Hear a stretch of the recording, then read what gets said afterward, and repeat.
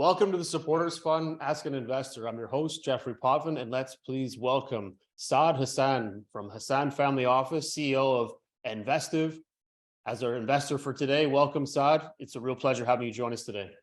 Hi, Jeff. Thank you for having me. Brilliant. Well, I'm excited to chat with you because you've chatted over the years. You've built out something new that's pretty exciting. I think we first met at, I'm going to say it was at a pitch event, and it was through Founders Institute. Yeah, and I've always been a big fan of being able to jump in and help out when they have companies go through. And I think we both hit it off pretty quickly because of the space that you were tackling and jumping into. So I was pretty excited to chat with you, and we've continued that conversation over the years. So I'm excited to jump in. And the way we like to kick off our show is that we want to learn a bit more about yourself. So you go back all the way to your Western days, TD, give us a background on yourself, a little bit about what you do, and then one thing about you that nobody would know. Interesting. Okay. So I went to Waterloo, Northwestern. I'm very proud of that fact.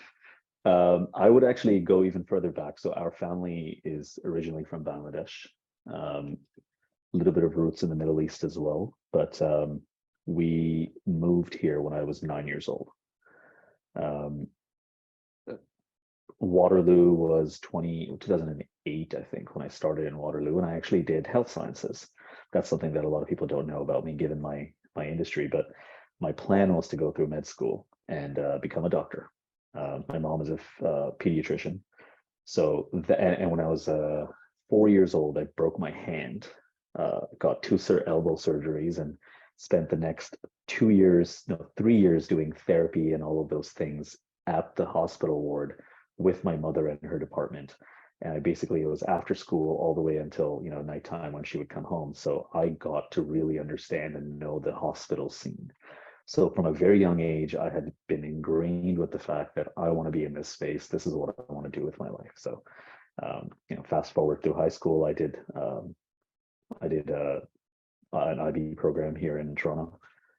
Got into Waterloo for health sciences. In my third year, I did my MCATs, got into some Caribbean schools. I wasn't good enough to get into the Canadian schools. And then I had just this decision to make. And I thought to myself, okay, I spend a couple of $100,000, go to med school, spend the next, 7-8 years of my life in school just to be a GP. Maybe if I want to specialize, that's some more school, all to, then work in a hospital and some sort of clinic in a depressing environment, staring at, gray walls for 16 hours a day. Or I make a decision now and just make a change, go towards something that I'm more interested in. And so that's where I made that little switch and went into to business. People have always told me, I've always been very good at science. My thinking has always been science. And even in business, the way that I think and process information has been through sort of scientific method. But people always tell me that I'm much better with people than I am with inanimate things. So it always worked out. So I did business in Waterloo. I finished up the program in UOIT, which is now University of Ontario, and then I worked at TD for a little while I was going through the last aspect of school.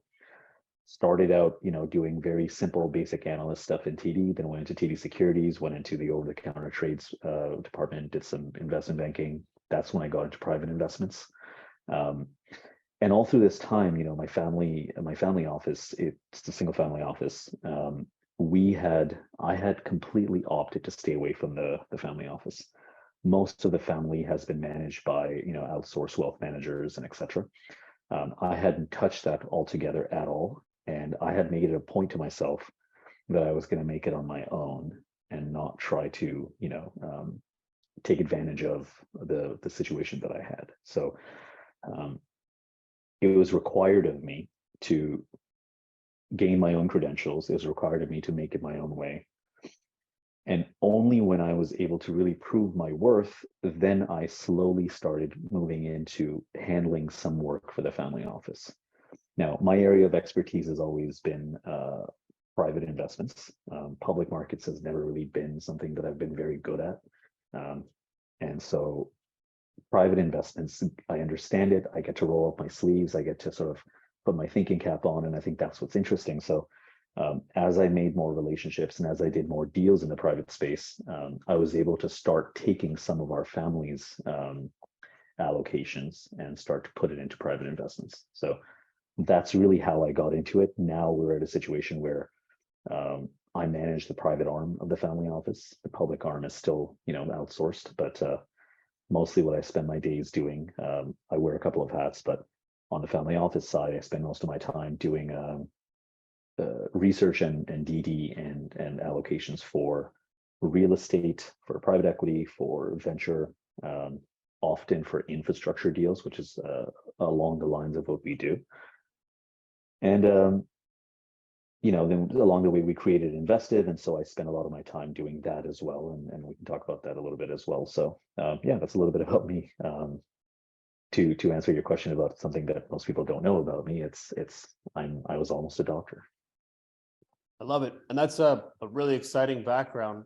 I love the idea that you actually at one point decided I have to make a call here and make a change, and I think that's crucial in any youth's life, is to see the picture ahead of them and figure out if this is the picture they want to be part of. And Yeah, I that's mean, you pretty can imagine exciting that you how made that went.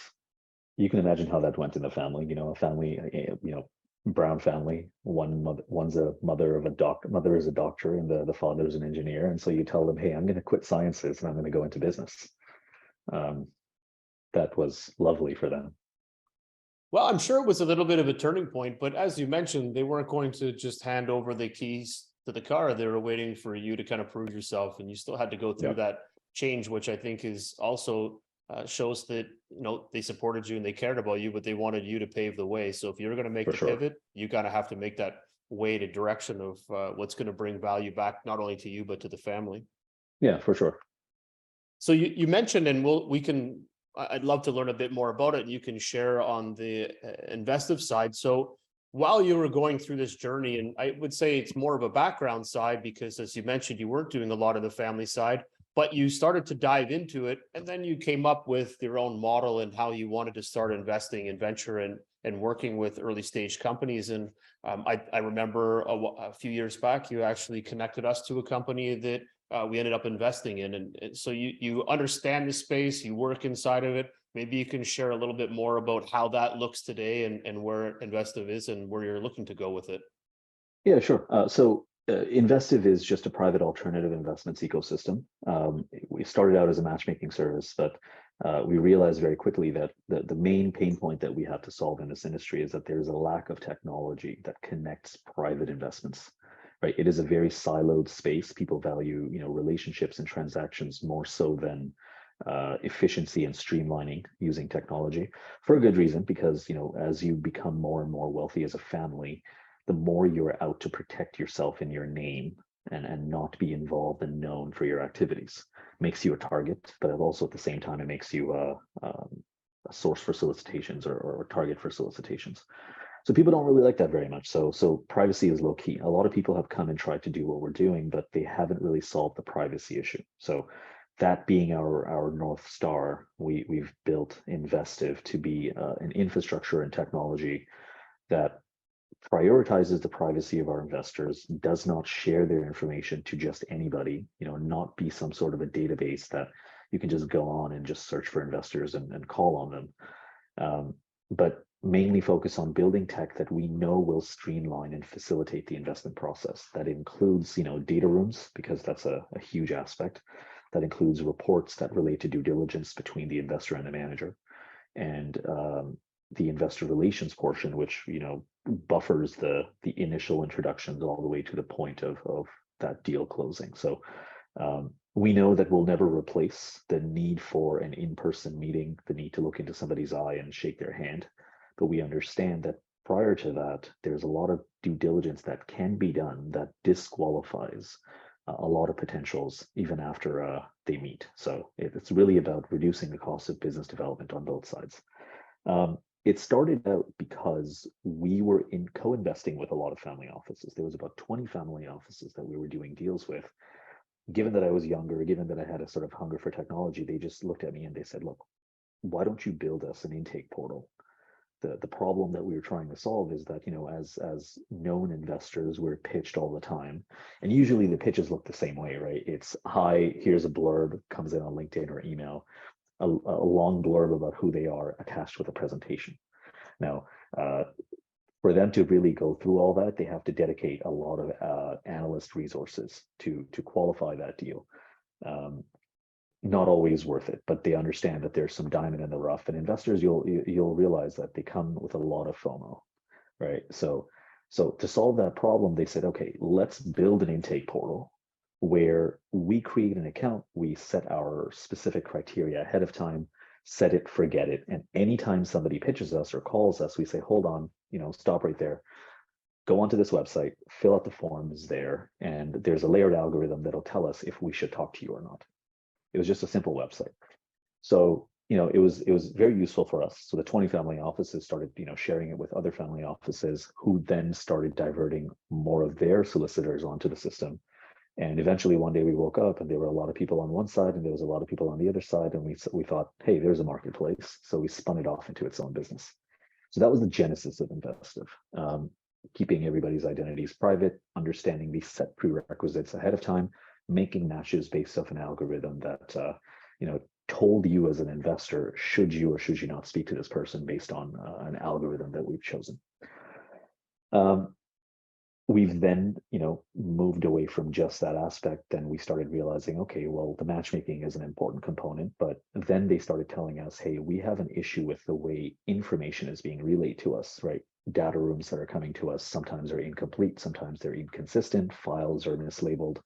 So we never know, where to look for what. So can you then now standardize data rooms?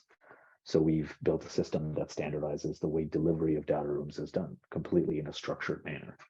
Almost like what a doc send does, the features of a doc send, except it's not just drag and drop files, it's drag and drop files into its known containers, so that you're able to then render it in a nice way that everybody knows. And every time an investor gets a proposal from us, from a client, it looks the exact same way every single time. So that's really what Nvestiv is. And I think that in the next couple of years, we really anticipate that Nvestiv will be the central go-to place for anybody looking to find private alternative investments. That's awesome. And just before we dive into everything else, I'm going to say that I'm not sure if you've been back to Bangladesh in a while, but I spent probably almost a month in Dhaka and surrounding area, and a huge fan. Honestly, it's a fantastic country, beautiful people, landscape's beautiful. It is got the hustle there, which is fantastic. They were just launching the train, a new metro through Dhaka when I was there. Yeah. And I was trying to take the train into Kolkata, but it was I couldn't get on. But there was some great people that were helping me along the way. And I didn't even ask, like, this is the best part, just in the train station trying to figure out why I couldn't get onto one of the many, many trains that go in and out of India. And this young guy comes up, probably saw that I looked a little bit perplexed at the antiquated system, and jumped in and started asking. He's like, this guy's a foreigner, get this guy on this train. And he did everything to get me through. And it was honestly, it was a beautiful experience. I just thought I'd share that, but fantastic country. Well, I'll say this, not just Bangladesh, in most places in the world, if you've been to places where there is struggle, and there is a lot of struggle in Bangladesh, I think struggle makes for simple people, and simple people come with really big hearts. And I have noticed that in not just in Bangladesh, but in a lot of places in the world. 100% agree with that. Like Sri Lanka, same thing. Amazing people going through some tough times. I was there just before the uprising that happened, and it was the same. People just phenomenal because they're working together to build and move forward, and all the other things are just obstacles in that journey. So, but again, beautiful, beautiful places. You would think that's not the case because, when you have scarcity like that, theory tells you that people tend to become selfish, but, that's not the case. I think that, they go back to their roots of being herd animals and being herd mammals as nature. And I think you realize that the pack survives, and I think they have that mentality.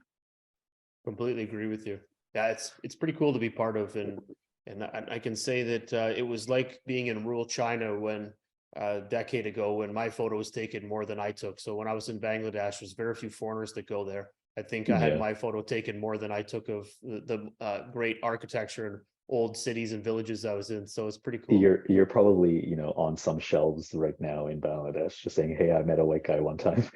Oh, totally, totally. And I will say that they have phenomenal food. The food is phenomenal. Street Yeah, food, awesome. And all of that yeah, carried over into Kolkata, into yeah, India. So you yeah. had West Bengalese food there. Oh man, like I could put on 100 pounds just hanging out there. Like it was incredible. That is true.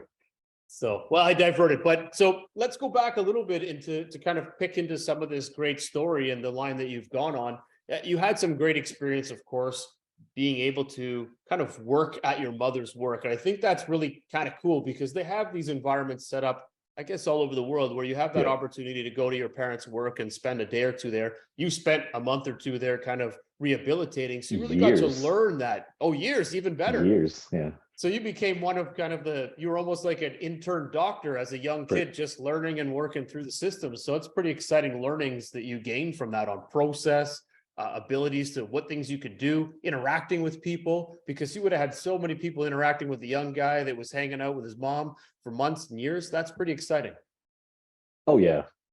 Everything that I am today, I think, is derived from the lessons learned from then, because that inspired me to want to pursue sciences, which I have zero regrets. Even though I moved away from sciences, I think that the lessons that I learned in how to process information and apply things, I may not know a lot of things, but and I consider myself not a master of anything, but really a jack of all trades.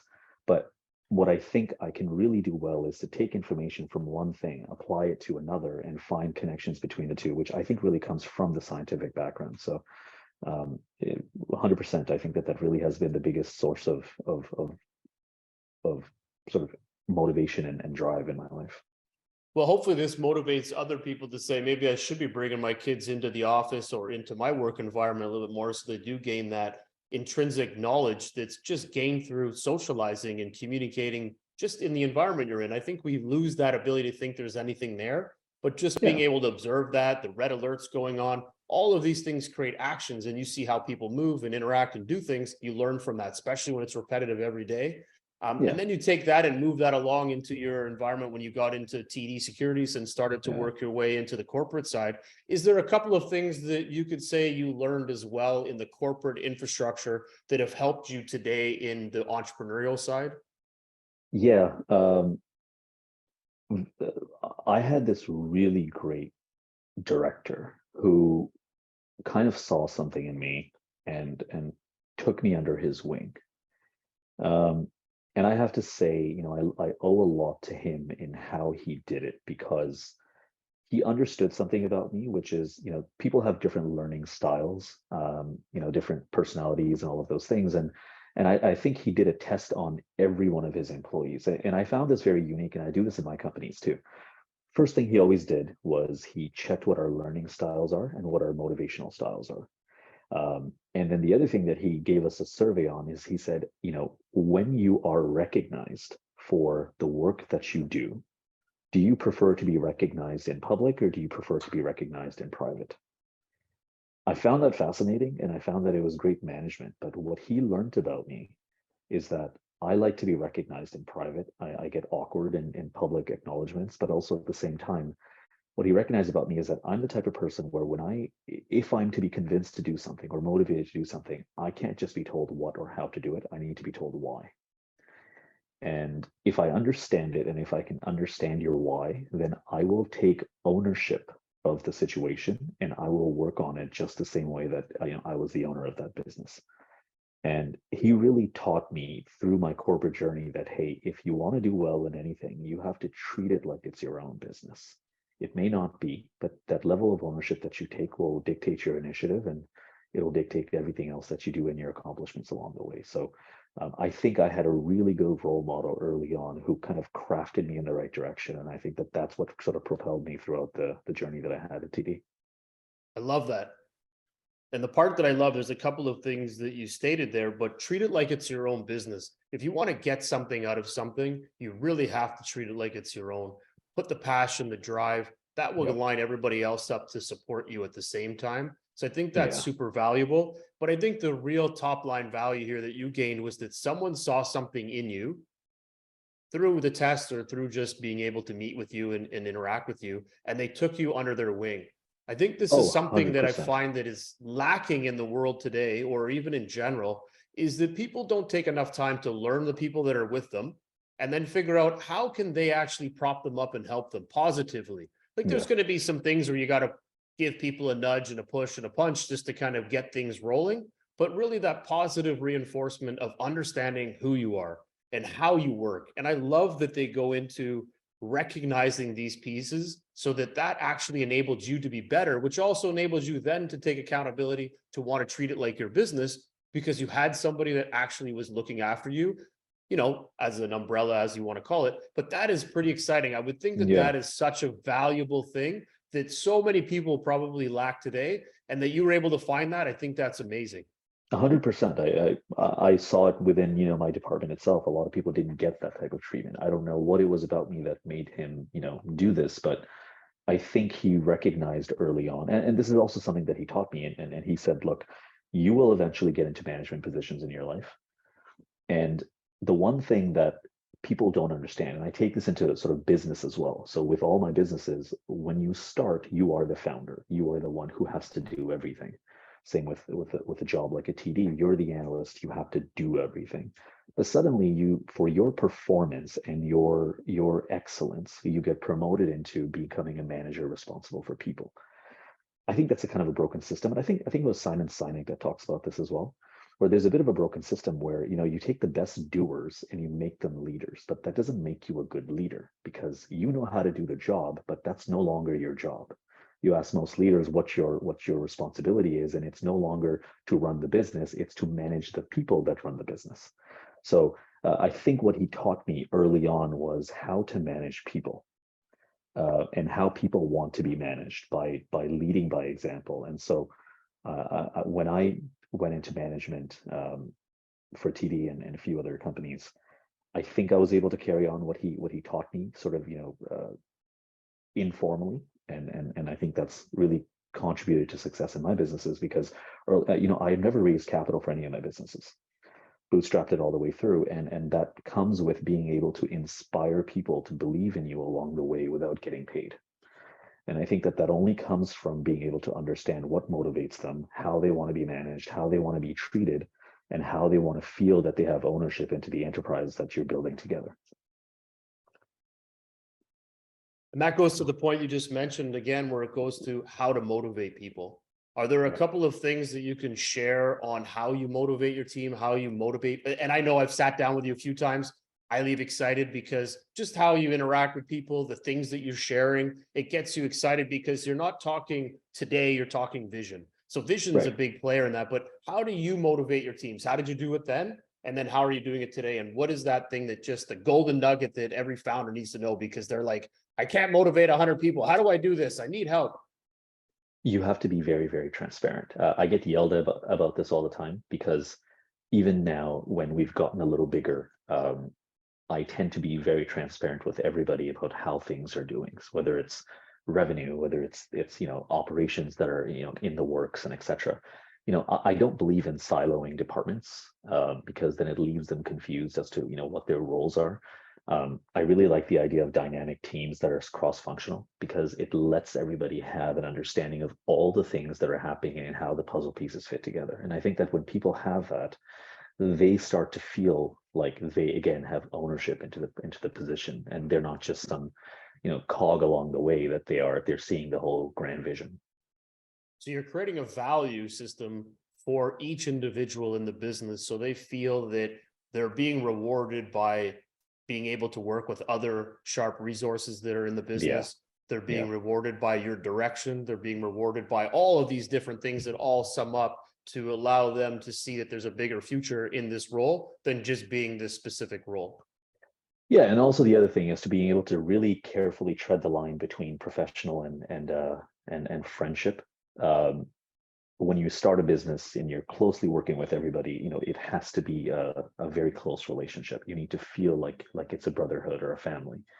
Um, but then, you also have to toe the line of keeping it professional, right? Keeping sort of the lines very clear. And sometimes I fail at that. Sometimes I'm good at it. But I think that if we can master that, then it becomes a good motivator for people as well. So does that kind of go into the lines of accountability? You're Yeah. allowing everybody to create their own accountability, but that's where that line is. If there's no Yeah. accountability, then you're just buddies working together. If there's Pretty much. accountability, then you're kind of that business structure. Yeah, absolutely. I love No, it. I'm a little different. I mean, some people feel differently, but I don't like mixing friends and family into business at all.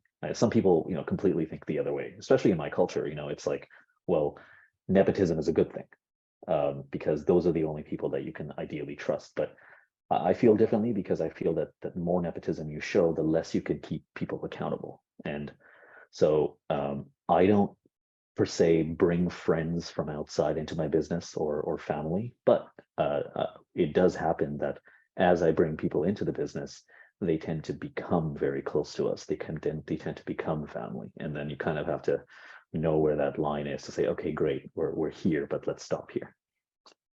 Well, and I think that carries into with the nepotism side is that there's a lot of emotion that gets drawn into it. So you Yeah, lose the accountability sometimes because you can say, wait, I'm the family. Why are you yelling at me? Or why are you yeah, putting this deadline on me? I'm your yeah, brother. So yeah, I guess those things can change because there's that fine line of what right. side do you play? But this is fascinating because now this shifts into the other business that you operate in, which you managed over I think it's been the last 5 years now that you've been really running all of this, which is the family office. Mhm. So family office, it says it right there, family office. It's not just one person and then you've got all these people that work for you and not one person is in the family. So you've actually had to kind of figure out, okay, well, how can I run this business effectively and efficiently while managing the emotional connection of the family inside of this ownership, while still trying to hit the goals and aspirations of the entirety of what we're trying to achieve. And I'm guessing that there's got to be some line crossing and some Yeah, calls to mom and dad and saying, I'm not understanding this right now, but how do yeah. I get through this? So how do you kind of juggle through that emotional side? Not the nepotism, I think that's innate in what you're doing, but how do you manage the emotion side to still hit your goals? Well, one of the biggest issues with a family office is the infighting that happens, right? So a first generation. So here's what happens: the first generation that makes the money is the tough one who is less emotion and more logic. More, here's how I made the money because I'm tough. The kids are a little more sheltered, but they're still there. The third generation becomes a little crazy, and the fourth generation, if the family is lucky enough to make it there, tends to squander your money entirely, if not the third generation. That's been the case with most family offices. So the biggest two factors that affect the family office are uh, family members who want either ownership or employment within the family office itself.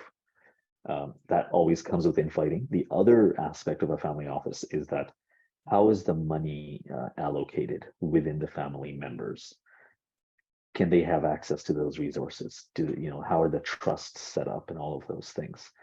And I think that we did it pretty badly until I came in and just sort of changed a few things around. So in terms of employment within the family office, I'm lucky because none of my family members, the cousins, anybody are really in the finance field. They're all doctors and engineers and lawyers and stuff like that. So, for them, they have no real interest as long as they have, some access to the funds. Now, on the other side of the equation, that's when things get a little hairy. It wasn't set up very well. It was set up in a very, typical, in the Middle East and in Asia, you don't really have the trust system. It's more like, okay, well, here's the money when you want it. We set it up a little differently. You know the story of the Vanderbilts and the Rothschilds and how their families are set up. So Vanderbilts lost their money because they created trust fund babies, right? With the Rothschilds, they have the family bank set up, and that's what we did. So it's our opinion that what pulls you ahead in life is not having free money; it's having access to capital. And the way we set it up is that if somebody within the family has a need for the capital or a need for a business venture or whatever, we'll give it to them by a committee, as a vote in terms of a loan. It's going to be a loan at 0% for whatever they need. They'll need to submit a business proposal. We'll need to evaluate it all. And as a committee, we decide yes or no. The first time is always usually a yes. You know what? You have access to the capital, prove yourself. If you squander that money and you don't respect what that money means, then you don't get it again. But it's like what Trump said, right? Like, my dad gave me a measly $1 million loan. So for us, it's similar to that. If you take a loan, do something with it. And if you squander it, then that's a very cheap lesson for us to know that not to give you money again. And that generally keeps a good system. I love that setup. And the part that I like the most about what you just talked about is that you're using history of how others have done things.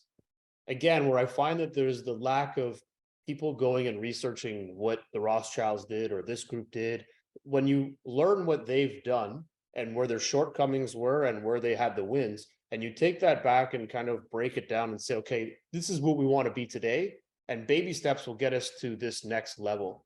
And you were able to take that and say, okay, we've got the history, what you've already learned about what your family's done, and then took a census of what everybody else is doing and saying, look, this seems to be a better function for how we're going to operate.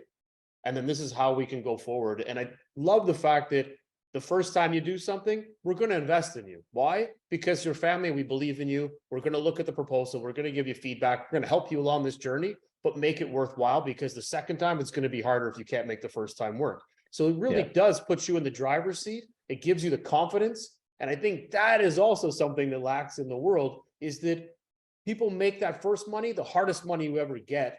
And then when you try to work through it and you can't figure out ways to win, then you start doing the wrong things to gain back what you lost. And it just makes it even muddier and worse. In this case, you're already giving them the support, you're helping them along. And then when they do have problems, they're coming to you first. They're not going to come to you last.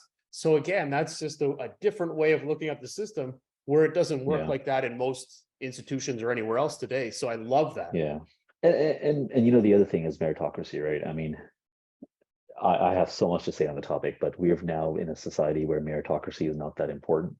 I think that we need to preserve that, because that's how you squander everything. So if we are not creating an environment of accountability and paying and rewarding merit, then we're not going to create that culture going forward. So legacy is everything for us. I'm second generation, or I would say I'm third generation technically.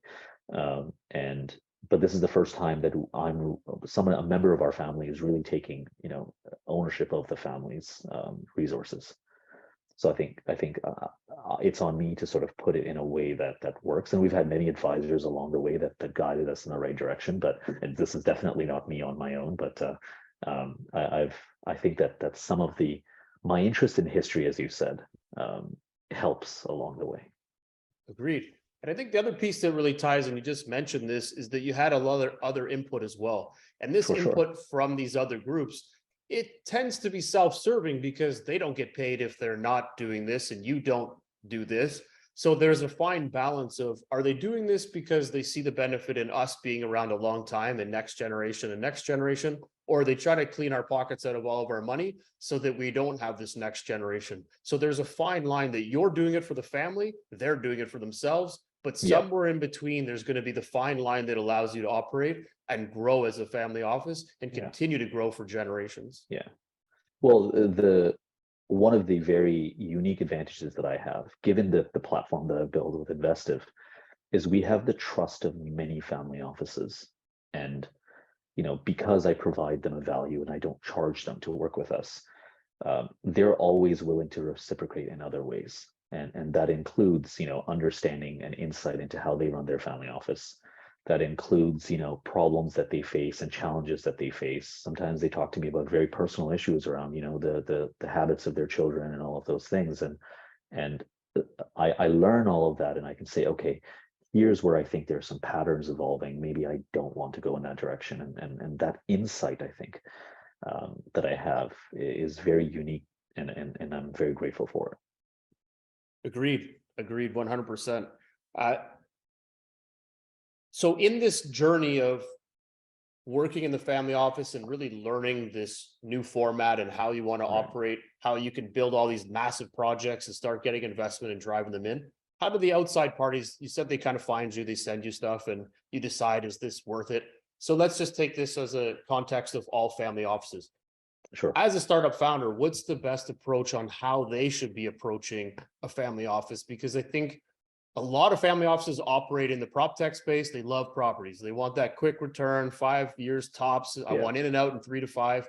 Yeah. And then they don't look at startups the same way. They're like, you're a startup. You could be that into this for 10 years. I don't have 10 years. So what do you see as a family office in a way that a startup should actually approach, not just you guys, but family offices in general? What is the needs that they are trying to fill? And then how does a startup or a mid-tier company get those needs filled by them? Like, what is that cusp that really makes a difference? Okay, I'll point out two things. I think that these are the two less obvious things. Everything else I think is quite obvious. Everyone talks about all the ways to invest or to pitch somebody. The number one thing you have to remember, especially with family offices, is that they are not an institution, they're people, right? Family offices, if you treat an institution like a bank account, they don't mind because that's what they are. If you sometimes even with VCs, as they want to be treated like a bank account because they want to be treated in an institutional manner. Family offices are formal institutions, but they forget that because it's usually the principals or the patriarchs, etc., who are actually managing the money. Even if it's a CIO who's not part of the family, they still have some equity into that money. So they're investing their own capital, and there's a big difference in how you deal with those people. So you have to treat them like human beings. You have to understand what moves them, what drives them. And when you approach them and talk to them, don't just throw a project at them or don't just throw, an idea at them. Try to build a relationship. And that's hard, I know, but it's important to do. And I think this is the second one that ties into it is, VCs, generally you go on a VC's website and you'll see their investment criteria. It tells you this is the criteria that I invest in. Don't bother me if you don't fit into that criteria. Family offices are different. A lot of them are open to ideas, but you have to also think about where they're coming from. So here's a piece of insight. Look at how the family made their money, right? So if it's a family that made their money because of a startup or a business that they started, let's just say in mining or in natural resources, then they're the types of family that will keep investing in those categories. Because that's what they know and that's what they're aware of. But more importantly, they'll invest directly into those industries because they have the hands-on experience. Every family will need to diversify their portfolio, means that they're still going to invest in other things, but they'll probably invest indirectly through a manager, through a VC, and etc. So if you know how a family made their money, then you know whether to approach them for a direct investment or not if you fall into the category that they invest into.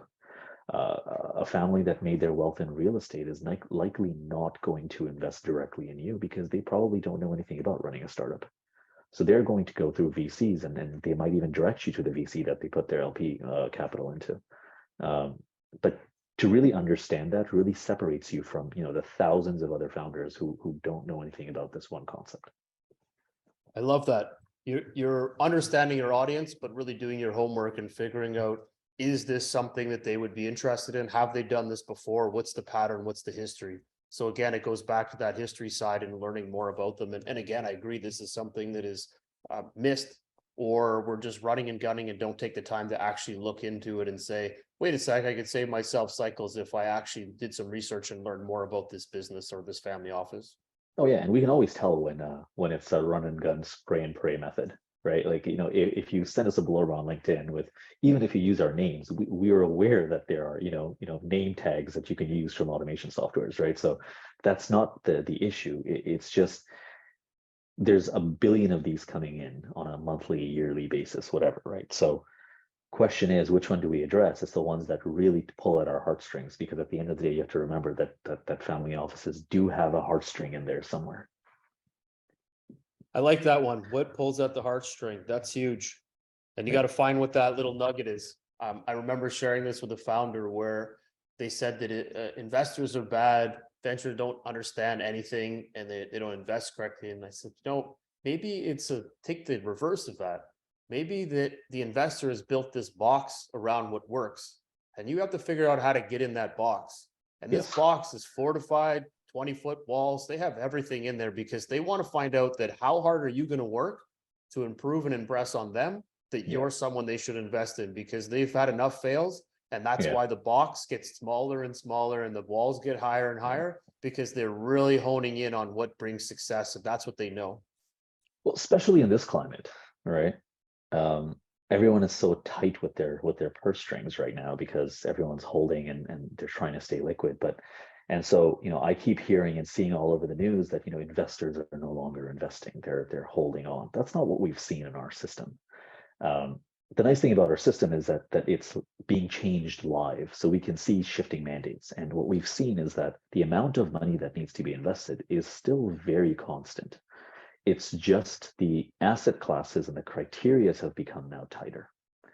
So people at the end of the day still need to invest their money, right? They still need to fight and combat inflation. They still need to grow their wealth at a faster rate than the money's losing value. So investments are still happening. It's just now understanding how an entity thinks based on the current climate and knowing where they've shifted their priorities as opposed to thinking entirely that they're not investing.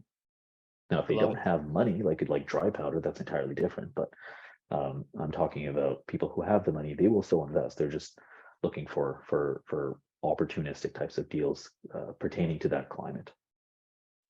I love it. If there's one thing that you would share that would make your pitch the most effective to a family office, what would that be? Is it, you mentioned lots of different things, of course, but is there something that, what, if you're in the prop tech space, just focus on prop tech investor family offices, don't go after everybody, don't save yourself the time? Or is it make it enticing, or make it that it's a valuable project, raise a lot of money? Family offices don't want to invest $100,000, they want to invest 100 million. So don't go to them unless you've got a lot of money that you're looking for. Like, what is that nugget that changes the dynamic of when you want to involve a family office? Family offices also things have changed. They're more than willing to write $100,000 check into multiple startups because I think the startup asset class has become a lot more popular, where they're going indirectly through VCs because obviously there's a level of expertise there and access. But if deals come to them directly, they're not opposed to avoiding a layer of fees or something along the way. So they'll write checks, big or small. That's not the issue. The issue, I think, is really around knowing how they're going to invest. Startups need to understand that family offices are interested in vision. And I say we have a lot of FOMO and we're very competitive, right? At the end of the day, you have to harken back to human nature. One of my favorite books is Laws of Human Nature from Robert Greene. And you have to remember that there's a certain level of competition within family offices. They like to get together and they like to talk about their deals. They like to brag about what they've invested into because there's not much else to talk about. They like to keep other aspects of their family offices quite secretive. So, you want to sell them on the idea of the future. Everybody knows that your deal at the point that you're looking to raise capital is probably not that impressive. But most founders, I think, don't talk about the vision. I think they spend too much time talking about product. As a matter of fact, even the Y Combinator's standard pitch deck template, the 8 to 10 page template, really spends a lot of time talking about product, business model, and what the problem you're solving, and all of those things. There's not a single slide in there that says, "Hey, talk about your vision.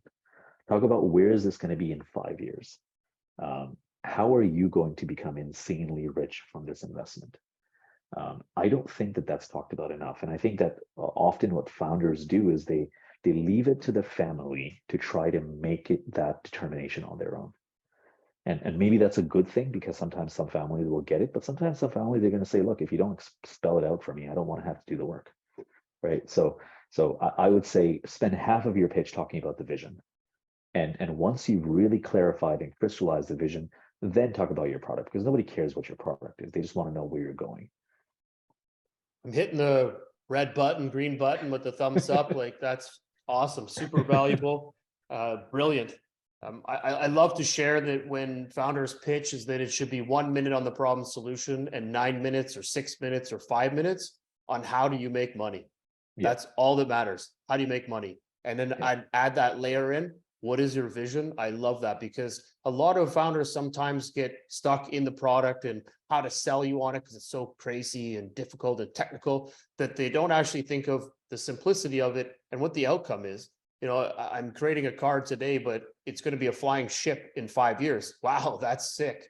That's where you're going. That's what I want to know. That's huge. And that's so much yeah. value. So I think what you're sharing there is keep looking, project forward, and just give them a taste of it. It doesn't have to be a 10-minute pitch on where you're going, but just something that gives them the goal of where this market's going and how you're going to lead it. So let me add a caveat to that though. So absolutely right. Talk about projections and don't be afraid to really project and aim for the moon. But worst thing, the one thing that makes us cringe is when a founder says this is $100 million or $100 billion market, and if we only took 1% of it, then this is how much money we would make. That's a big if, right? So whenever a founder says that to me, automatically my brain turns off. Instead of going through this top-down approach, whatever projections you make sure it's bottom up. Make sure you take into account the potential customers that you're going to sell to, and really identify who they are, and then do the calculation from a bottom-up period. And when I see that a founder does that, or they tell me what their market size is, immediately I ask them how they got that number. And if they say that they got it from some article, I turn off right away. If they say that they've done it based on, okay, we've determined the number of potential customers, we looked at what our average customer spend is, and we've calculated it that this will be the annual expenditure. That to me is like, okay, I don't need to know anything else about you, but you have some realistic expectations. That's great. Well, bottom up, I think we're going to start shifting now into a couple of our last segments.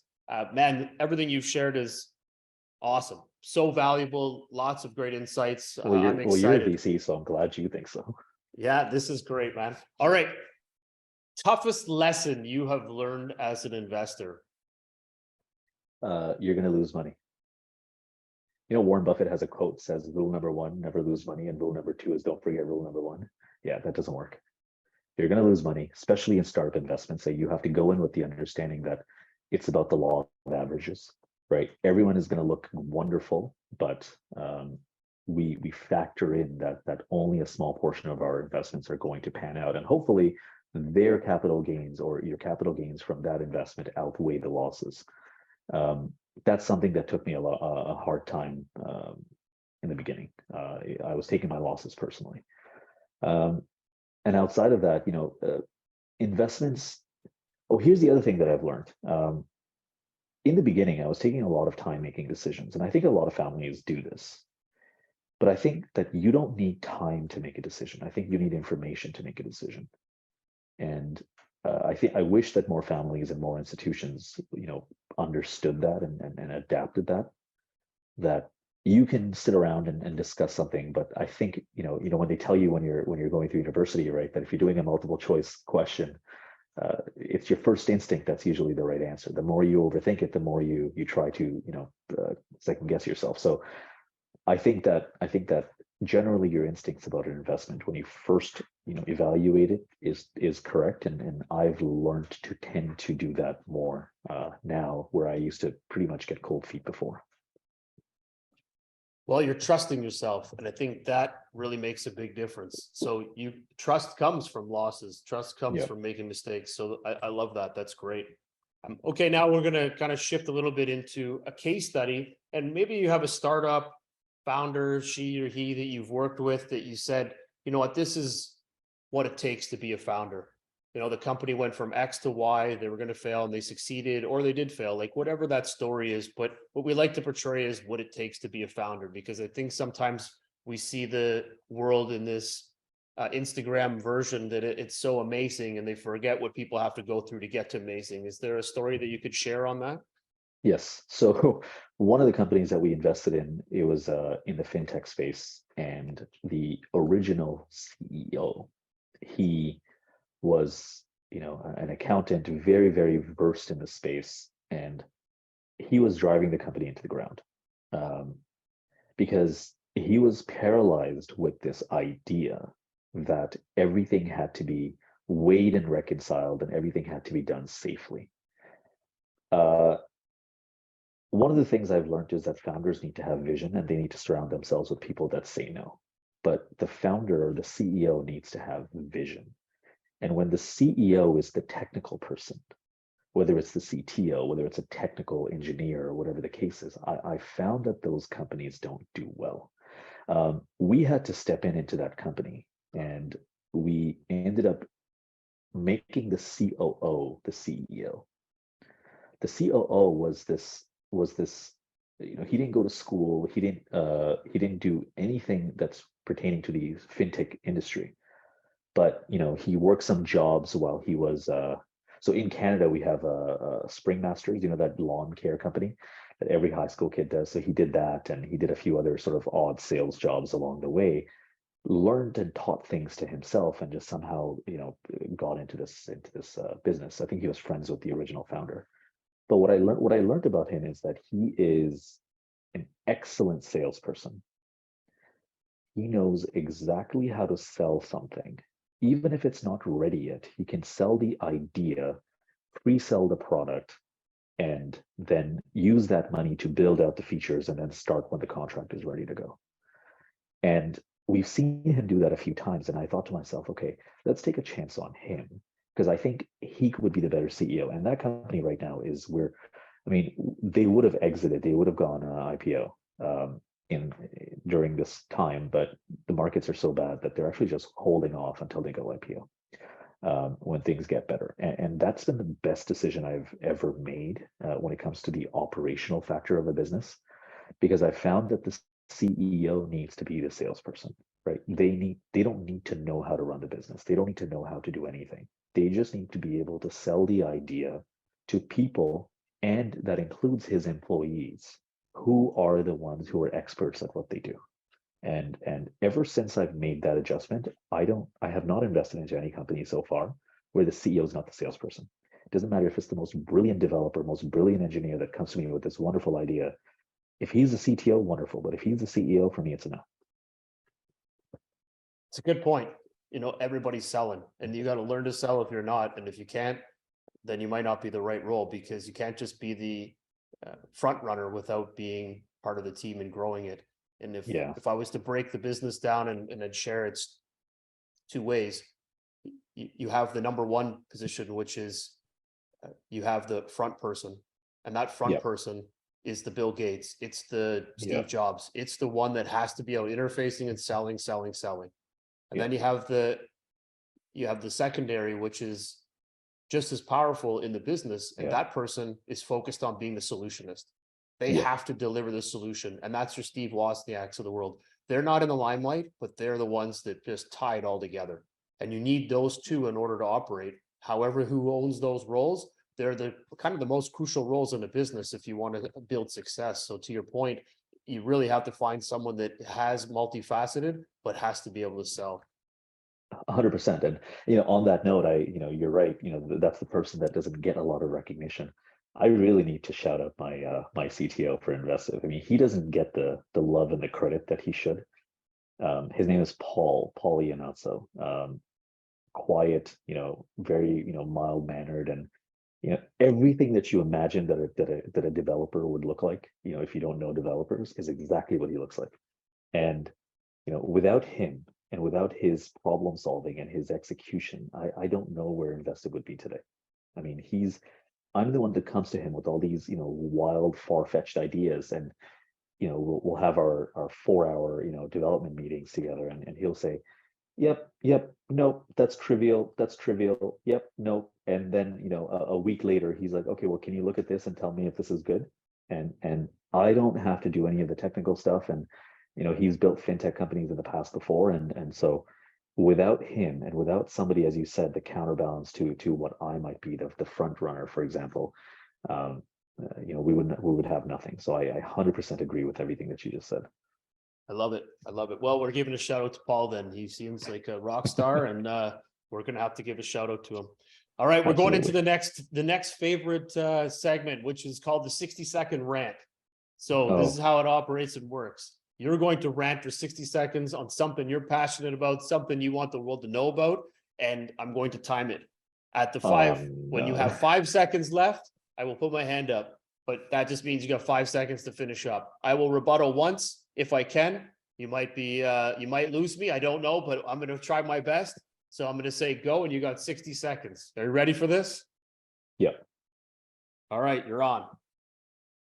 Okay. So one of the things that really grinds my gears when it comes to my business specifically is when I'm training salespeople. Um, there's a mindset shift that I always have to grind out with these guys and just sort of help them understand is that I think sales is not about trying to build value. I think sales is about trying to create demand.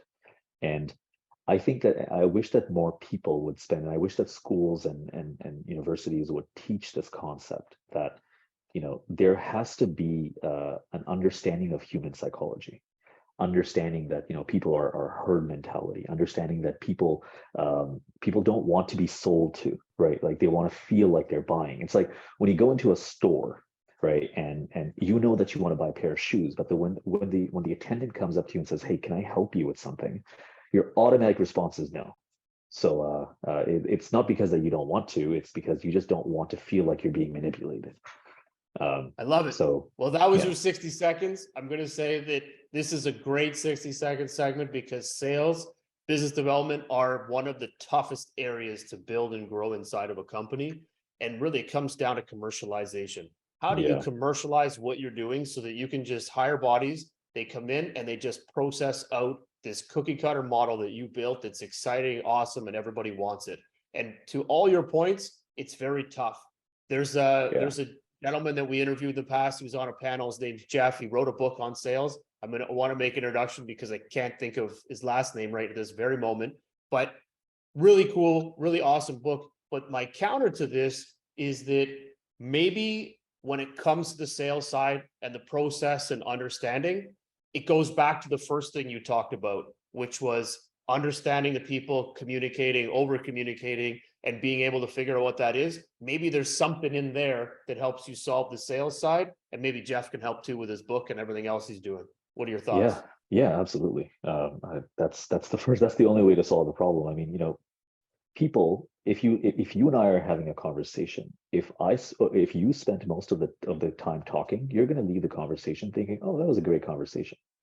But if I'm spending the most of the time talking, then you're probably looking at your watch as to when you need to go, right? So that just sort of goes to the point that if you as a salesperson or anything, and I think that we're all selling, because even if we're just having a conversation, we're selling something. And if you are able to let the other person talk about themselves and really explain everything about themselves, then you now have all the ammunition you need to either sell to them or to provide them some sort of value. I think that's the golden nugget right there. That's the winning piece. It's all about getting them to open up and talk with themselves, ask Yeah. questions that get them to start sharing. And that's when you know you've built that relationship and that's where it's going to kick off. I love it. I love it. All right, we're going to go into rapid fire questions. These are business rapid fire. So you Lovely. pick Okay. one or the other, and this is coming from you as the investor. So you pick A or B. Cool? Cool. All right. Founder or co-founder? Co-founder. Unicorn or a 4-year 10x exit? 4-year, 10-year exit. Okay. Tech or CPG? Tech. NFTs or Web 3.0? Neither. AI or blockchain? Blockchain. First time founder or a second, third time founder? First time founder. First money in or Series A? First money in.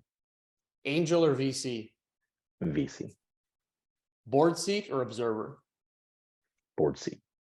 Safe or convertible note? Safe. Lead or follow? Follow.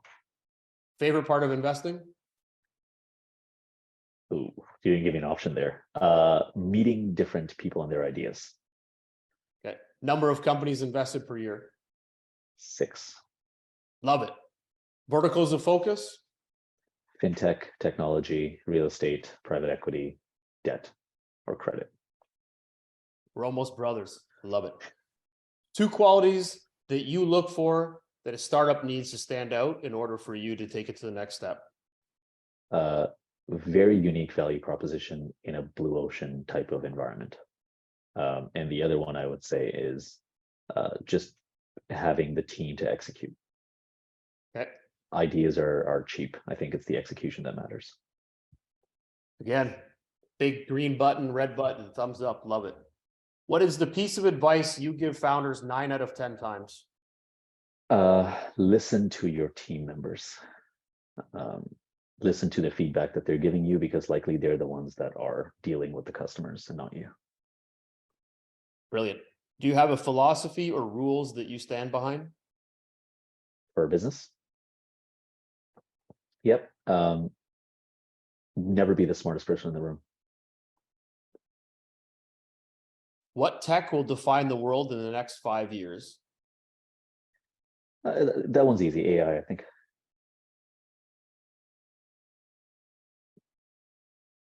Who is your hero, mentor, and why?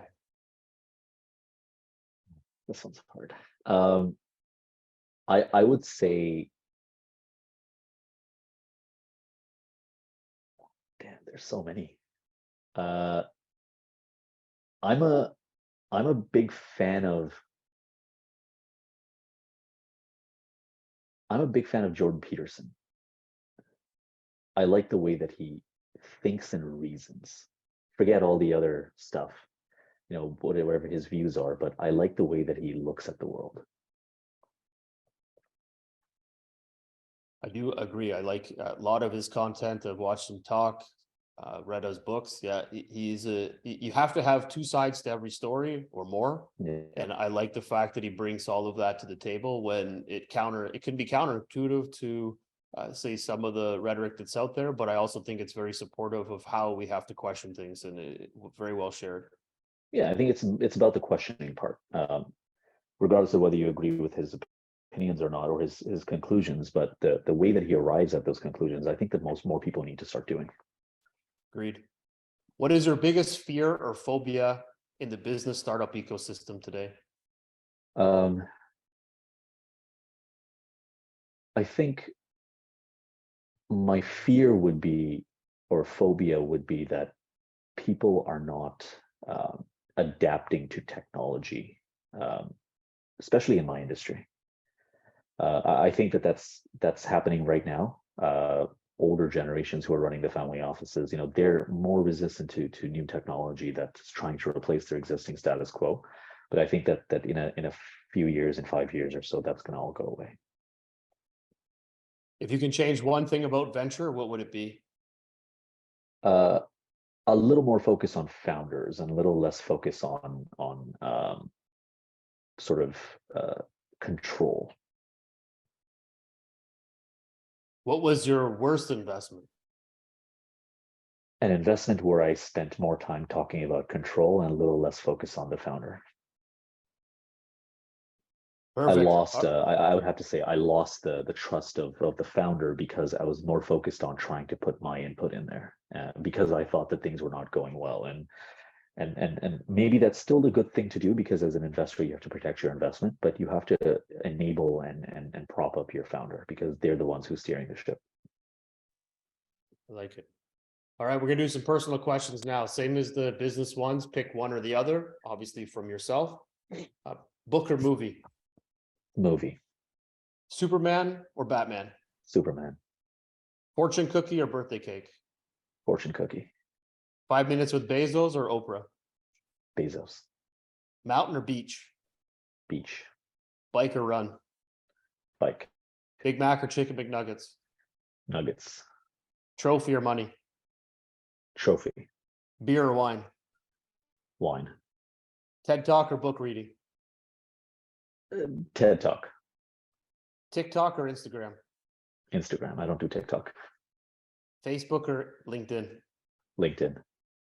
Favorite movie and what character would you play? The Gentleman and Charlie Hunnam's character. I know this movie, The Gentleman. Awesome movie. It's like Guy the Ritchie British. movie. Yes. Yeah. That I agree. That one was really good. Yeah. Yeah. All the suits and it's kind of like a Yeah. 007 style. Yeah. Great movie. Yeah. Great movie. Favorite book, and I think you mentioned this already. Laws of Human Nature, or actually 48 Laws of Power. Either of the two. Brilliant. Favorite sports team. Lakers. Oof. Yeah, it's a bad time right now. Fair enough. Actually, First brand that that's a lie. My favorite sport team is whichever team LeBron is in right now. Oh, okay. Well, right now he's still in there. Who knows what happens next? Yeah. First brand that pops into your mind. First brand, like major brand that pops into your mind. Microsoft. Most famous person that pops in your mind. Bezos. What is the meaning of success to you? Just being able to make your own decisions. And the last question, what is your superpower? Being able to see through people. I love it. I'll add one other thing. I think you also bring an element of calmness to all of your engagements. And I think that allows for people to be able to interact in a different way with you. So I think that's also a good thing. That's probably the nicest thing anybody's ever said to me or can say to me. I I am very quiet and I tend to stay reserved. So to recognize that, that's definitely much appreciated. Of course. Well, I want to say that it was fantastic getting the opportunity to chat with you today. And the way we like to kind of end things off is that we want to give you the last word. So anything that you want to share to the startup community, to the investor community, I turn it over to you to share. Please also share how people can get a hold of you.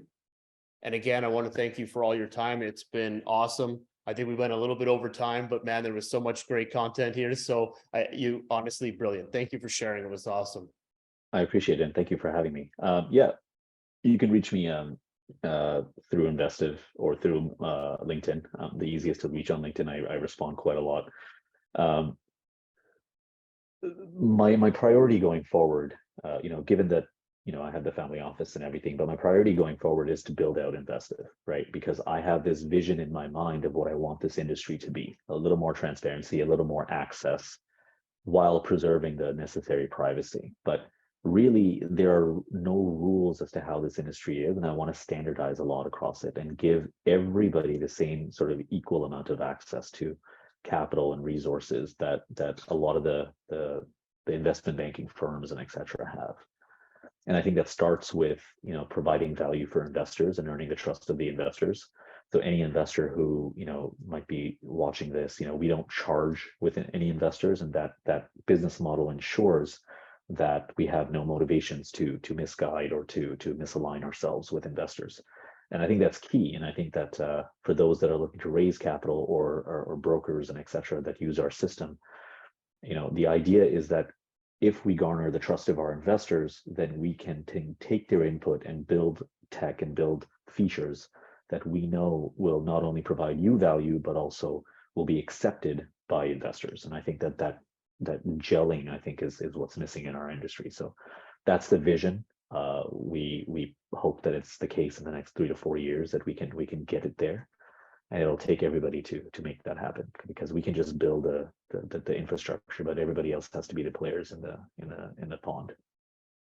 Saad, thank you very much for sharing. Brilliant. Love where you're going. Love all the things that you've been doing. So again, thank you for all your time today. You've been a rock star. Appreciate it. Thanks for having me. Saad, that was awesome. There was so much good stuff there that he shared, just how to approach a family office, the way to be focused, the way to learn more about their history. What have they invested? Where do they make their money? That's going to make a big difference when you're pitching. Metrics, just a lot of things that really take that history learning and figuring out how you can actually improve on it and make it better. And he did the same thing with the family office when they restructured it.